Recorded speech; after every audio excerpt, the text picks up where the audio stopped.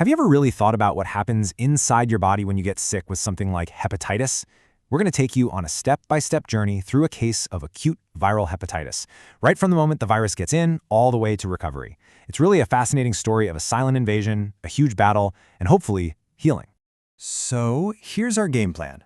We're going to follow this infection through 5 key stages. We'll start with the silent takeover, then move to when the first symptoms appear. After that, the big one, the arrival of jaundice. Then we'll hit the road to recovery, and finally, we'll tackle a really important topic, the contagion question. Okay, so every story has a beginning, right? Well, this one starts in complete silence. This is what's called the incubation phase.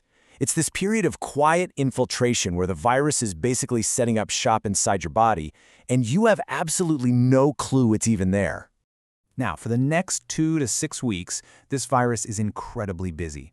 After you ingest it, it starts multiplying like crazy in your intestines.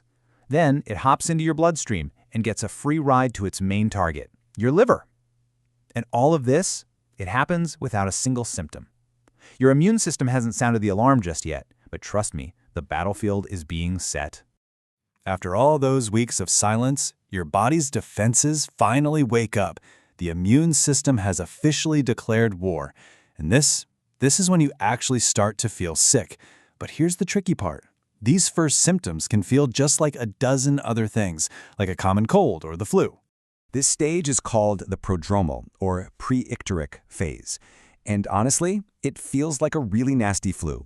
You're running a fever, you feel totally wiped out, that's the malaise, you have zero appetite, you feel nauseous, and you might notice this dull ache in the upper right part of your belly.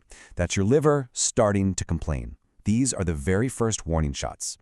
So you might be wondering, what's causing all this misery? And this is wild. It's not actually the virus itself doing the damage.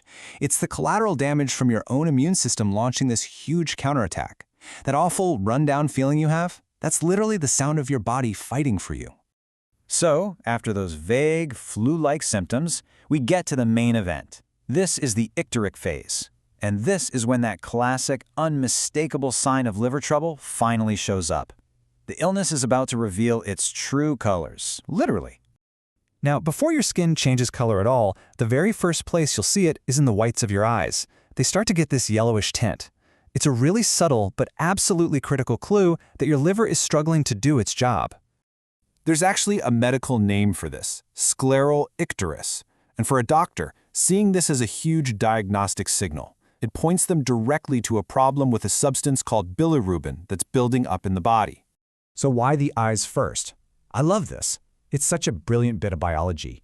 You see, the white part of our eye, the sclera, is packed with a protein called elastin. And elastin just happens to act like a magnet for that yellow bilirubin pigment.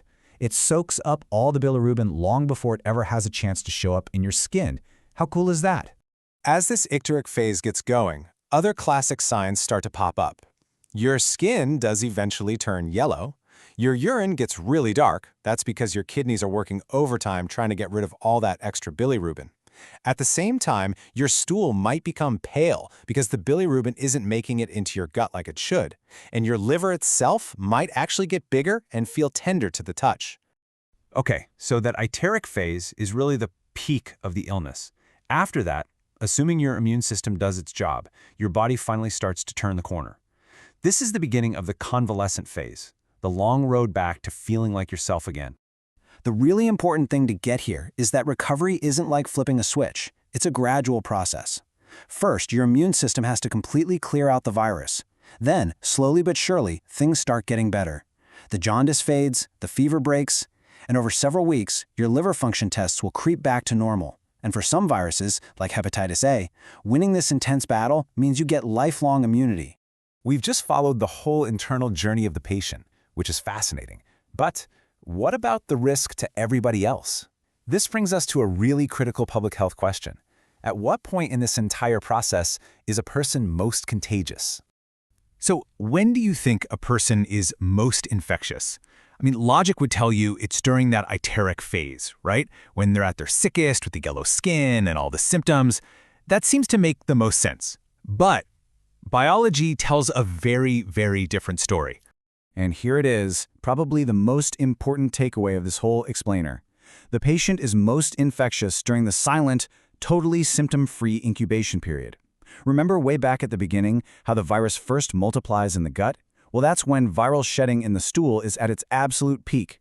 People are spreading the virus for days, even weeks, before they ever feel the slightest bit sick. This one fact just completely changes how we have to think about prevention, doesn't it? It proves why things like washing your hands thoroughly are so critical all the time, not just when you're around someone who's obviously sick. Because when it comes to infectious diseases like this, the biggest risk can often come from someone who looks and feels perfectly healthy.